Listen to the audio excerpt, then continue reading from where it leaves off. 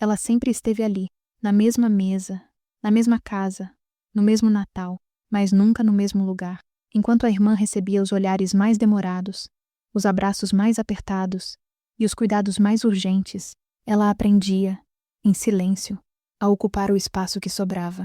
Não era rejeição declarada, era algo mais sutil, mais doloroso, mais constante, um presente menor, uma conversa interrompida, uma conquista que não durava mais que alguns segundos antes de alguém dizer: "Mas Clara..." Ela cresceu acreditando que era forte demais para precisar de atenção, independente demais para ser prioridade, silenciosa demais para ser ouvida. Mas numa noite qualquer, atrás de uma porta entreaberta, ela ouviu uma frase que mudou tudo, e naquele instante, a história que ela contou para si mesma durante toda a vida começou a desmoronar, porque talvez o que parecia favoritismo nunca tenha sido o que ela imaginava. Gostou? Então segue agora. Caminhos Marcantes está no Spotify, Apple Podcasts, Deezer e YouTube Music, porque cada caminho deixa uma marca. A névoa úmida do inverno sempre trazia consigo um cheiro de terra molhada e folhas em decomposição, um aroma que, por alguma razão, me transportava de volta à minha infância. Não a infância das brincadeiras despreocupadas no quintal, mas a da observação silenciosa, a do meu lugar constante na periferia de um núcleo familiar que parecia ter uma gravidade própria, um centro de atração exclusivo. Era a história de Clara e eu, uma narrativa que, para mim, começava com um ponto final e, para ela, com um ponto de exclamação. Desde que me entendo por gente, Clara era o centro do universo familiar.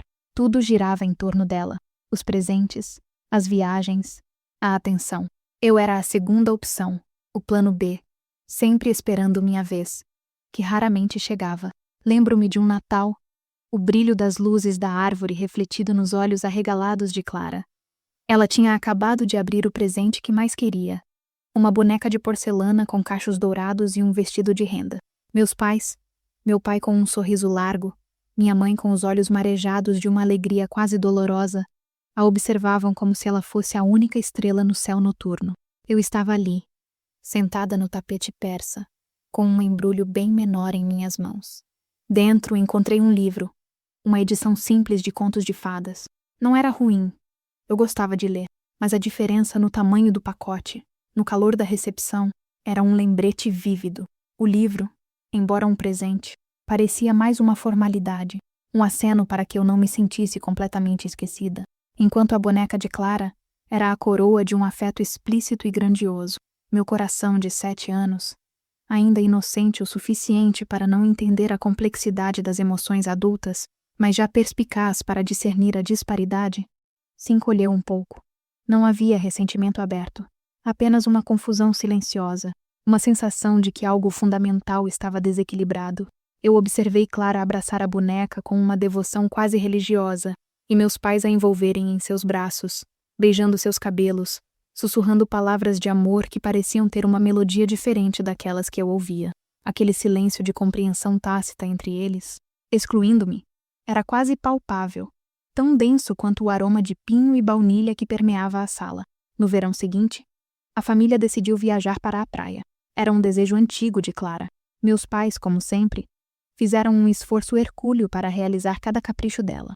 A viagem foi planejada nos mínimos detalhes.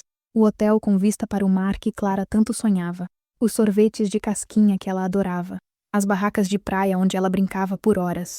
Eu, por outro lado, era consultada sobre as minhas preferências de forma protocolar, sem o mesmo entusiasmo, sem a mesma urgência em atender.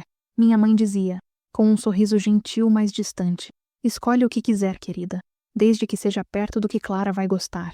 O que Clara gostava era o centro gravitacional de qualquer decisão. Enquanto ela corria na areia, eu sentava na canga, construindo castelos solitários, observando as ondas quebrando. Lembro-me de um entardecer, o céu tingido de laranja e roxo, e Clara estava com meu pai, brincando na água, rindo alto enquanto as ondas a derrubavam suavemente. Minha mãe observava da areia, com um olhar de pura adoração que nunca, eu sentia, recaiu sobre mim com a mesma intensidade. Era um olhar de alívio, de contentamento, como se a felicidade de Clara fosse um bálsamo para uma ferida invisível que ela carregava. Eu me perguntava se algum dia eu seria o centro de um olhar assim. Se os meus caminhos na vida um dia me levariam a experimentar esse tipo de atenção. A anomalia, para mim, nunca foi Clara, mas sim a inexplicável prioridade. Clara era minha irmã, a quem eu queria bem à minha maneira, mas a dinâmica que a cercava era um enigma. Ela não era mais bonita, nem mais inteligente, nem mais talentosa do que eu, pelo menos não de uma forma que justificasse a magnitude do tratamento diferenciado. Parecia haver um código secreto, uma senha que eu não possuía. Por vezes, eu tentava decifrar esse código, buscando pistas nas conversas dos adultos, nos olhares trocados. Minha mãe era uma mulher de poucas palavras quando o assunto era o passado de Clara. Havia um véu de proteção, uma barreira que impedia qualquer questionamento mais profundo. Meu pai, por sua vez, tendia a mudar de assunto, desviando a conversa para temas mais amenos. A casa, com seus longos corredores e cômodos cheios de ecos, parecia guardar segredos, sussurros que nunca chegavam aos meus ouvidos. Havia sempre um tom de apreensão quando Clara ficava doente, mesmo com um resfriado comum. Meus pais se transformavam, a tensão quase tangível no ar. Era um medo que eu não entendia, desproporcional à situação, como se cada tosse fosse um presságio de algo muito pior. Eu me recordava de Clara, ainda muito pequena, com seus cabelos loiros finos e seus olhos azuis sempre um pouco opacos, como se o brilho da vida nunca tivesse se instalado completamente neles. Ela era frágil, sim, mas eu também era frágil à minha maneira, com meus próprios medos e incertezas. Eu me perguntava se a fragilidade dela era um escudo, um passaporte para uma atenção que me era negada. Os anos escolares trouxeram uma nova dimensão a essa dinâmica. Clara, embora não fosse especialmente extrovertida, era o foco das preocupações dos meus pais. As notas dela eram discutidas com a professora em reuniões demoradas, suas amizades monitoradas com um zelo quase excessivo. Quando eu tinha minhas reuniões de pais, era uma formalidade rápida, geralmente com a minha mãe sozinha, enquanto meu pai ficava em casa com Clara. Sua irmã precisa de mais atenção, ela dizia, com um tom de desculpa que soava mais como um decreto. Essa frase, repetida em várias ocasiões, gravou-se na minha memória como um refrão amargo. Em uma dessas reuniões, lembro-me de a professora ter elogiado muito o meu desempenho, a minha capacidade de me concentrar e o meu espírito independente. Eu saí da sala com um brilho nos olhos, ansiosa para compartilhar com a minha mãe, esperando um elogio, um reconhecimento que igualasse o que Clara recebia, mas o rosto da minha mãe permaneceu inexpressivo. Ela apenas assentiu, um sorriso pequeno, quase forçado nos lábios. É bom, querida, mas você sempre foi assim, não é? Sempre se virando bem sozinha. A frase, embora dita sem maldade aparente, atingiu-me como um dardo. Não era um elogio, era uma constatação de que minha independência, minha autossuficiência, eram razões para que eu não precisasse da mesma atenção. A minha coragem de enfrentar os desafios sozinha era vista como uma característica inerente, não como algo a ser nutrido. Essa experiência reforçou a percepção de que eu sempre seria a depois. Clara era a prioridade, a necessidade, a urgência. Eu era o complemento, o acessório que existia em segundo plano. Essa sensação me acompanhou em cada etapa da minha formação, moldando silenciosamente a pessoa em que me tornei. Comecei a canalizar minha energia para áreas onde eu sabia que não precisaria competir pela atenção, onde minhas conquistas seriam minhas e não seriam ofuscadas por mais Clara.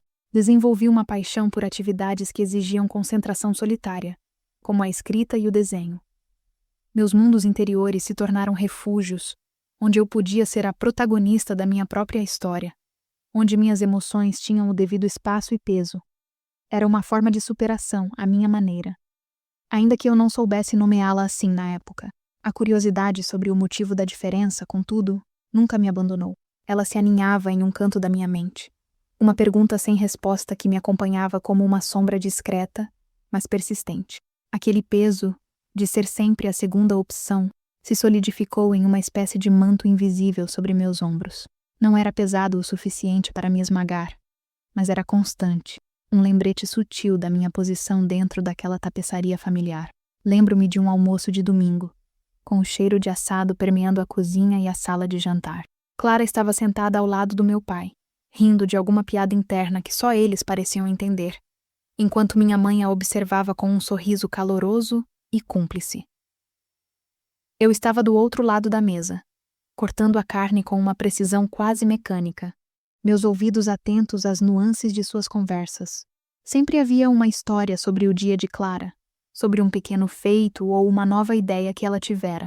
Meus pais a ouviam com uma devoção quase reverente, interrompendo-a apenas para fazer perguntas que demonstravam um interesse genuíno e profundo. Quando eu tentava compartilhar algo sobre o meu dia, sobre um projeto na escola ou um livro interessante que eu havia lido, as conversas diminuíam de intensidade. As perguntas eram mais genéricas, e rapidamente a atenção voltava para Clara. Era como se meu mundo, meus interesses, fossem apenas um interlúdio breve, uma pausa educada antes que o espetáculo principal recomeçasse.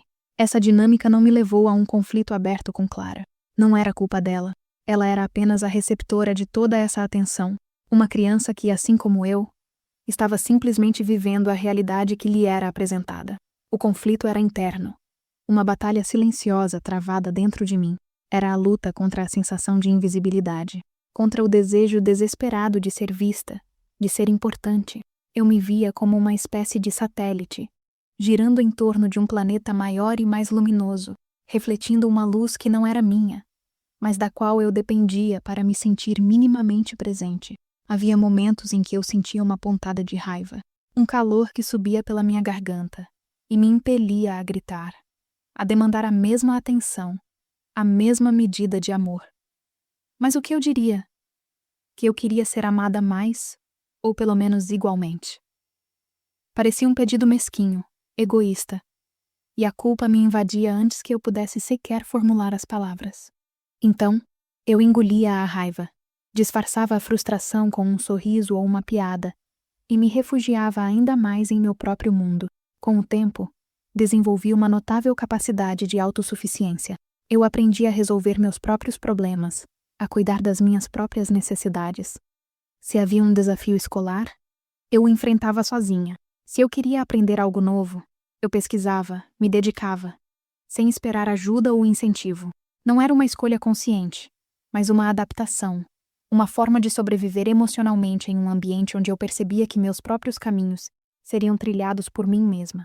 Isso me deu uma coragem diferente, uma resiliência forjada na falta de apoio explícito, mas também me deixou com uma ferida, uma sensação de que eu não era digna de ser priorizada, de ser cuidada com o mesmo desvelo.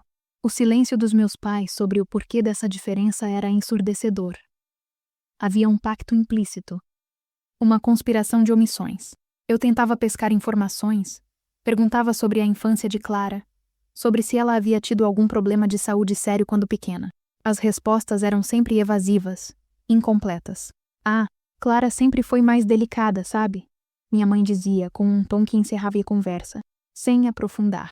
Coisas de criança, nada demais, meu pai acrescentava, com um sorriso que não alcançava seus olhos.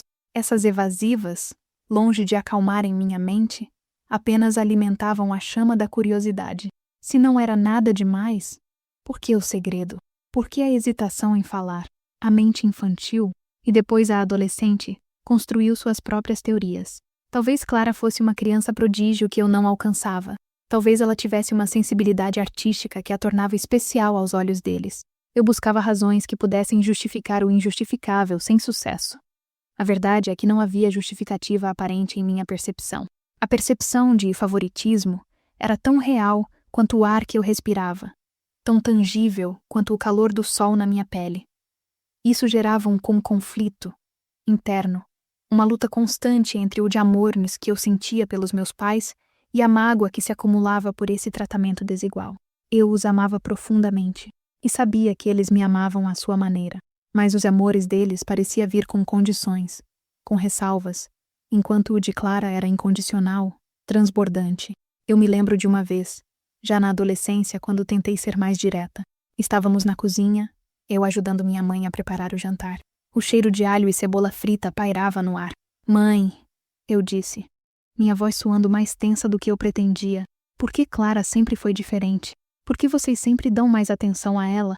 O movimento de suas mãos, que antes descascavam batatas com destreza, Parou. Ela suspirou. Um som pesado que parecia carregar o peso de muitos anos. Não é que damos mais atenção, querida. É só que Clara precisa mais. Ela sempre precisou. Seus olhos marejaram um pouco, e ela desviou o olhar, fixando-o na panela fumegante no fogão. É complicado, minha filha. É um peso que a gente carrega, mas ela não explicou o peso.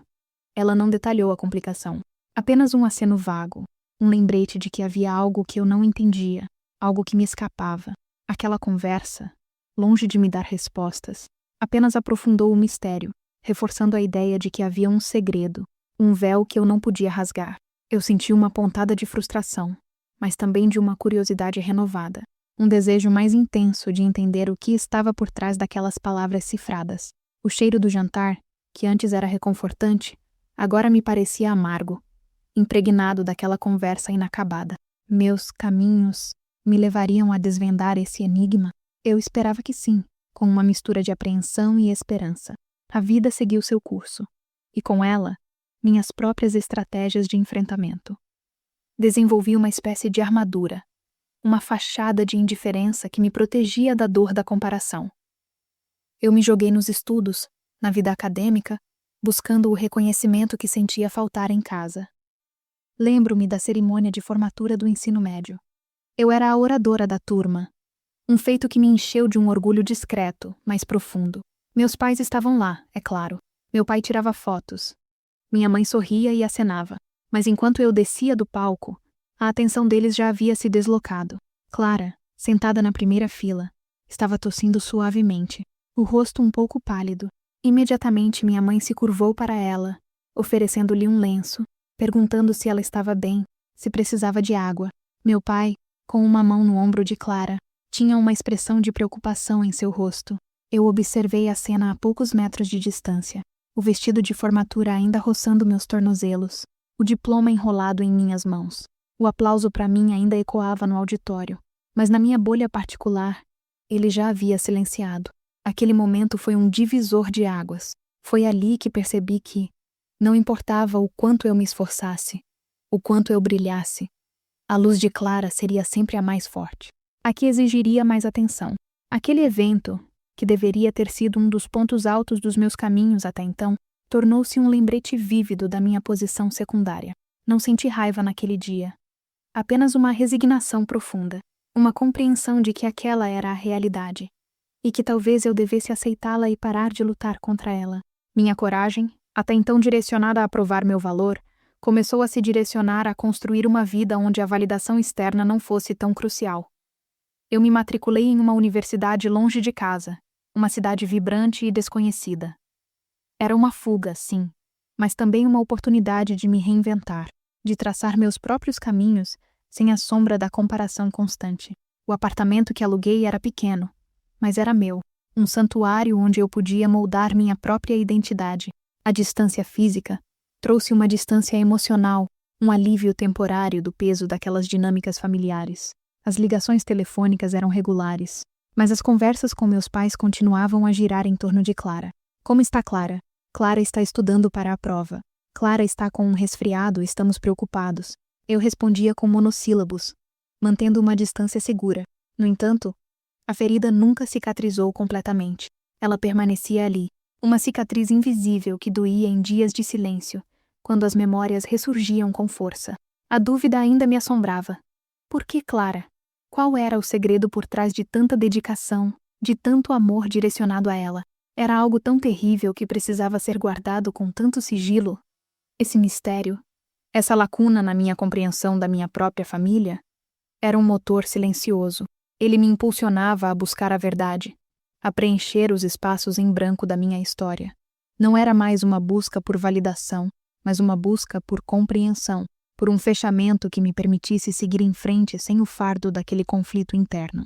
Eu sabia que, para realmente me libertar, precisava entender, precisava desvendar o que realmente havia acontecido, o que transformou Clara no centro do universo dos meus pais. A cada visita de volta à casa da família, a percepção se intensificava. Clara, embora adulta, ainda era tratada com um cuidado particular. Se havia um vento mais forte, minha mãe a lembrava de levar um agasalho. Se ela comia algo diferente, meus pais perguntavam sobre sua digestão. Pequenos gestos, mas carregados de um significado oculto que eu não conseguia decifrar.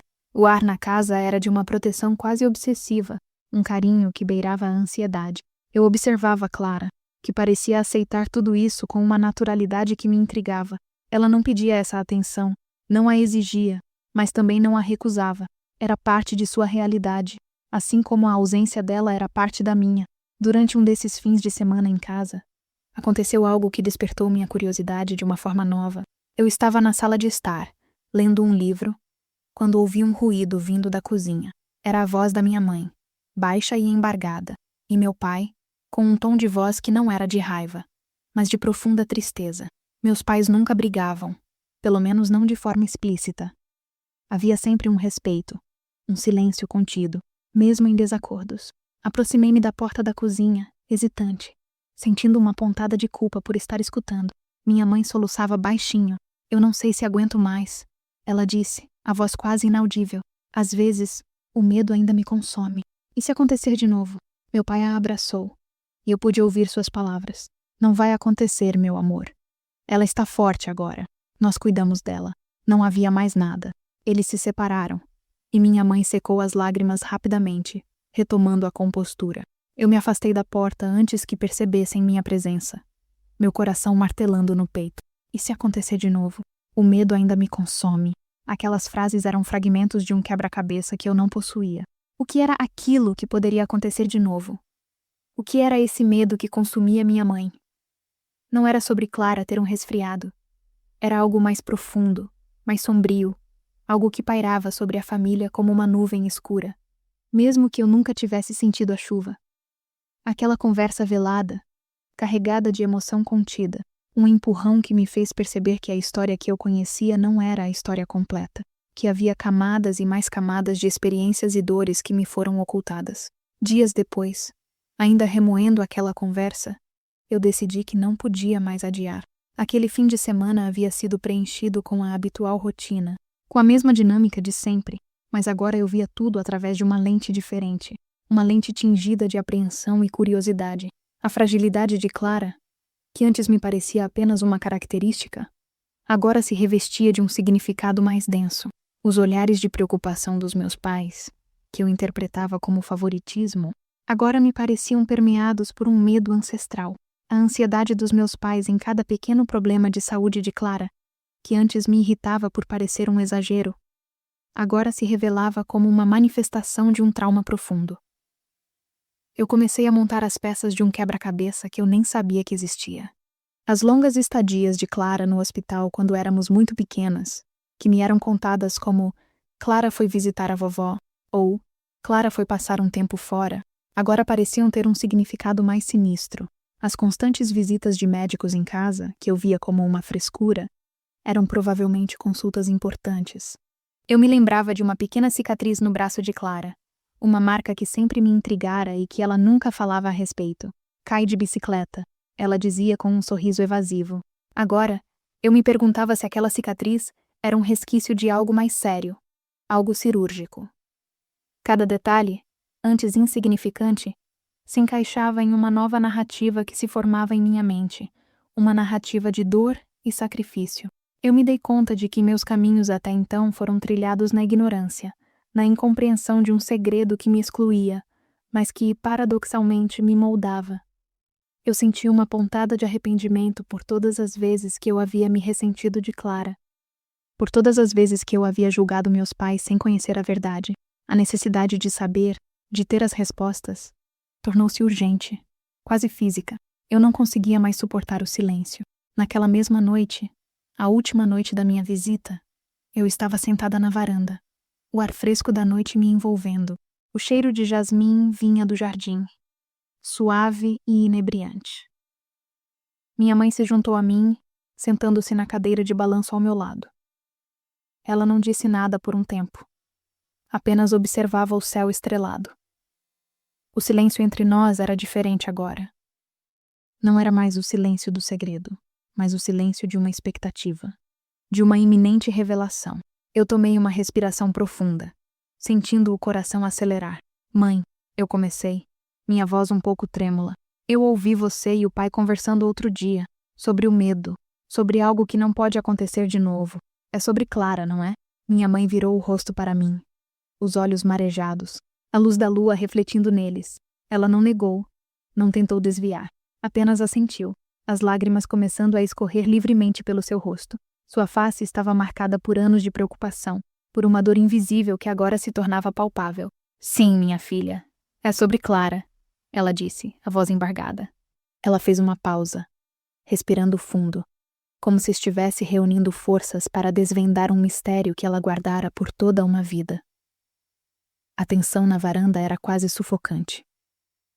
Eu segurei a respiração, preparada para o que viesse.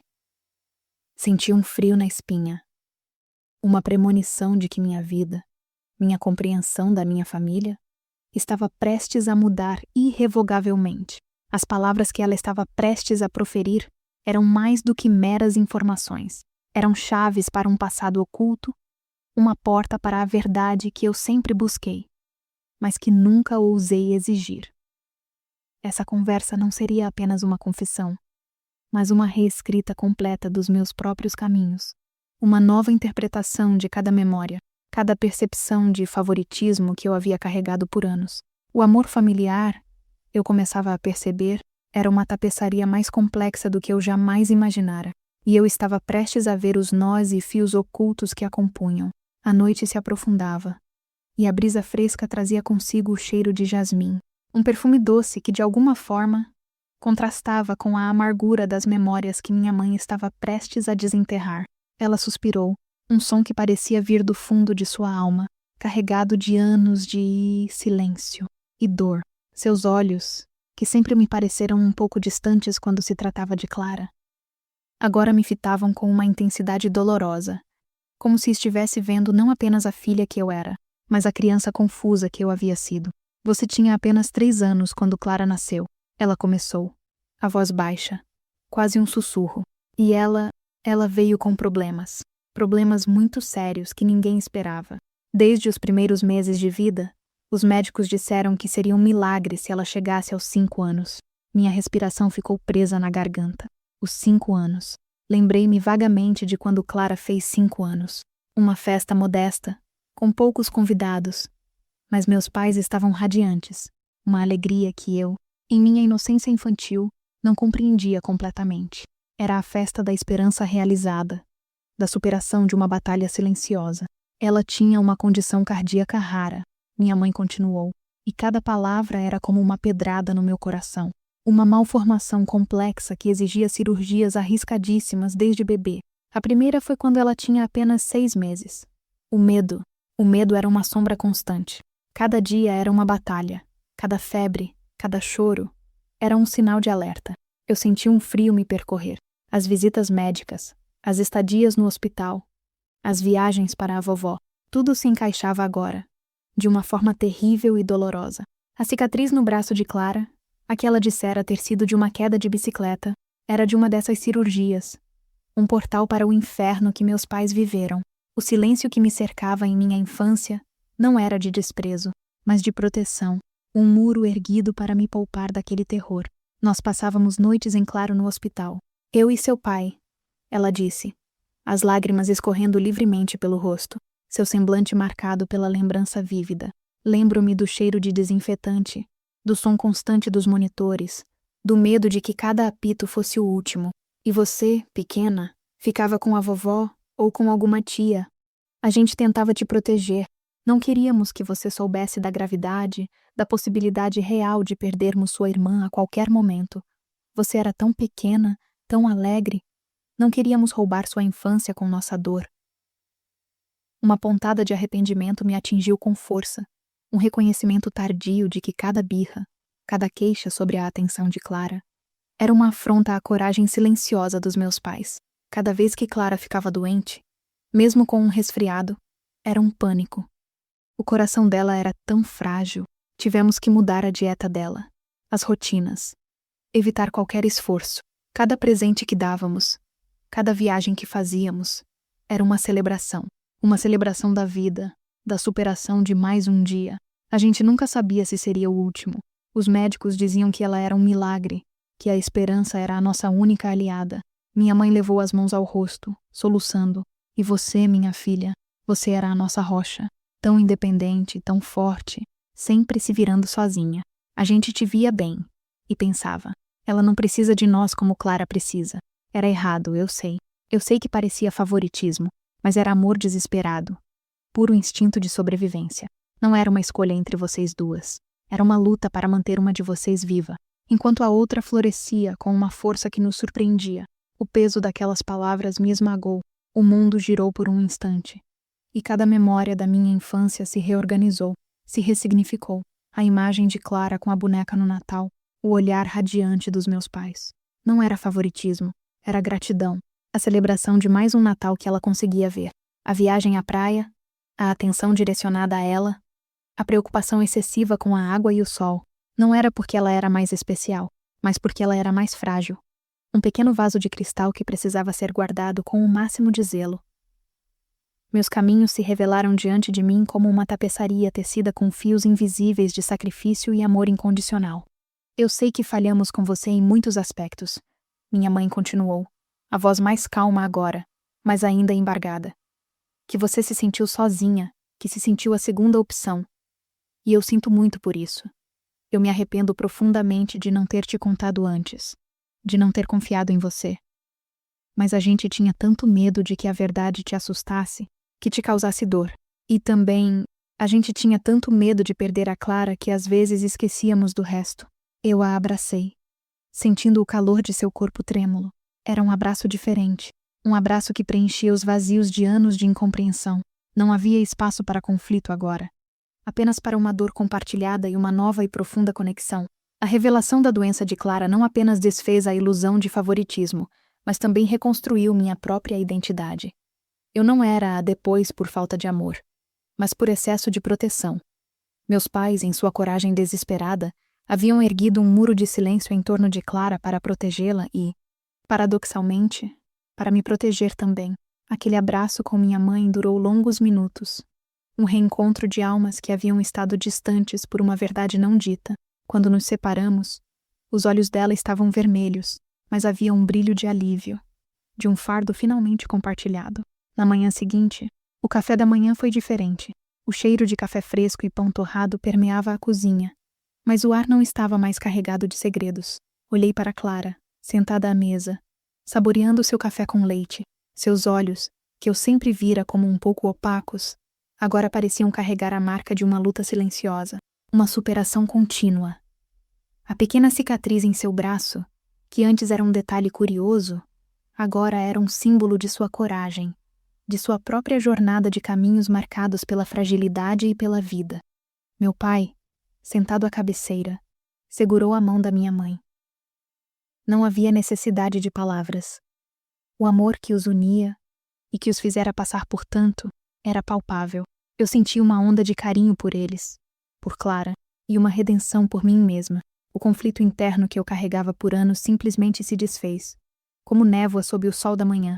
Depois do café, eu me aproximei de Clara, sentei-me ao lado dela, e por um instante houve um silêncio diferente, um que não era de distância, mas de uma nova intimidade. Clara, eu disse, minha voz suave, mãe, me contou algumas coisas sobre quando você era pequena. Ela me olhou, seus olhos azuis um pouco arregalados. Eu pude ver a apreensão em seu rosto, o medo de que eu a visse de uma nova maneira, talvez com pena. Eu sinto muito se eu te fiz sentir que eu era a favorita, ela disse, a voz quase inaudível, um arrependimento claro em seus olhos. Eu nunca quis que fosse assim. Eu só queria ser normal. As lágrimas brotaram nos meus olhos. Não, Clara, não é culpa sua. Nunca foi. Eu não sabia. Eu te amo. Eu a abracei, e ela me apertou com uma força que eu não esperava. Em seu abraço, eu senti a fragilidade e a força, a história de uma vida que desafiou todas as probabilidades. Aquele momento não era apenas uma revelação, mas uma cura, a reparação de uma divisão invisível que havia existido entre nós. A verdade revelou uma tapeçaria complexa de sacrifícios invisíveis, de amor que se manifestava de formas inesperadas. Eu havia passado anos enxergando uma imagem distorcida, um cenário de favoritismo que, na realidade, era um manto de medo e esperança desesperada para manter uma vida. Aquele dia, e os que se seguiram, foram preenchidos por conversas mais abertas, por risadas genuínas e por um novo entendimento. Meus pais, aliviados por finalmente terem compartilhado seu fardo, pareciam mais leves, mais presentes. Eu pude vê-los não apenas como os pais que me criaram, mas como pessoas que enfrentaram uma coragem assustadora, lutando por um amor que desafiava a própria morte. A jornada de autodescoberta e de compreensão familiar que se desdobrou em meus caminhos após aquela noite foi transformadora. Não apenas entendi a dinâmica da minha família, mas também entendi a mim mesma de uma forma mais profunda. A autossuficiência que eu desenvolvera, a coragem de traçar meus próprios passos, não era uma resposta a um abandono, mas uma expressão de uma força inata que meus pais, talvez sem saber, haviam reconhecido e permitido que florescesse. A revelação foi um lembrete poderoso de que a superfície das coisas raramente conta a história completa, e que o amor, em suas formas mais puras e complexas, muitas vezes exige sacrifícios e silêncios que só a verdade pode desvendar. Acredito que muitas pessoas, em seus próprios caminhos marcantes, já sentiram uma revelação assim, uma mudança de perspectiva que desvendou a verdadeira face de uma relação, de uma situação, de uma memória. Eu finalmente encontrei o fechamento que eu tanto buscava. O favoritismo era uma ilusão, e o amor, uma complexa tapeçaria de sacrifícios invisíveis. E finalmente, eu me senti uma parte integral daquela tapeçaria, não como um fio secundário, mas como um nó essencial, entrelaçado com a esperança, a superação e a redenção que permeavam cada ponto de nossa história. A revelação não apenas respondeu perguntas antigas, ela reescreveu cada memória. Aquela infância que parecia marcada por desigualdade passou a revelar camadas de medo, sacrifício e amor desesperado. O que antes era interpretado como preferência, agora se mostrava como proteção extrema. Cada presente exagerado, cada cuidado obsessivo, cada olhar ansioso carregava o peso de quem já havia encarado a possibilidade real da perda. E, de repente, a dor que ela carregou por tantos anos encontrou um novo significado. Não era falta de importância. Era uma tragédia silenciosa acontecendo diante de seus olhos, da qual ela foi poupada sem jamais entender o preço disso. Ela percebeu que sua independência não nasceu do abandono, mas da confiança inconsciente que seus pais depositaram nela. Eles a viam forte, capaz, resiliente. Enquanto lutavam para manter uma filha viva, apoiavam-se na estabilidade da outra, sem perceber que isso também deixava marcas. A ausência de explicações criou um vazio, e o silêncio transformou o amor em dúvida. Mas agora, olhando para trás, ela enxergava algo maior, duas filhas sendo amadas de formas diferentes, dentro de circunstâncias impossíveis. Não havia vilões, havia medo, havia exaustão, havia sobrevivência. O reencontro emocional com a irmã foi talvez a parte mais libertadora. Pela primeira vez, não havia comparação entre elas, apenas verdade. A fragilidade que antes parecia privilégio revelou-se uma batalha diária. A força que antes parecia invisibilidade revelou-se resistência silenciosa. E naquele abraço não havia mais disputa por atenção. Havia perdão, compreensão e uma nova construção de vínculo. Elas não eram rivais dentro da mesma casa. Eram sobreviventes de uma mesma tempestade, cada uma enfrentando-a à sua maneira. No fim, ela entendeu algo que mudaria sua forma de ver o mundo para sempre. Muitas dores nascem daquilo que não sabemos. A percepção pode enganar, e o conflito pode crescer no terreno fértil da falta de diálogo. Mas quando a verdade vem à tona, ela não apenas esclarece, ela cura. E assim, aquela filha que sempre acreditou ser depois, finalmente descobriu que nunca foi menos amada. Ela apenas fazia parte de uma história maior, onde o amor não era medido em quantidade, mas em urgência. E compreender isso foi o passo final da sua própria superação.